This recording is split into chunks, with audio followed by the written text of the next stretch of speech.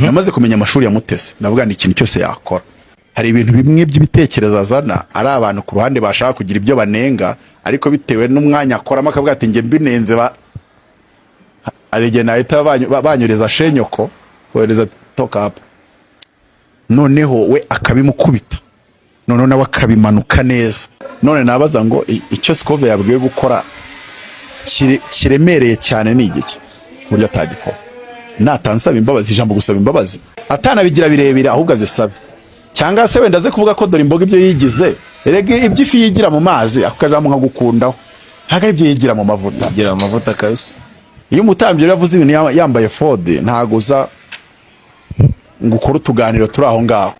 Niba hari ikintu mpaze n'abantu benshi bahaze ni iterabwoba ry'aba bantu biyita abakozi b'Imana kandi ataribo.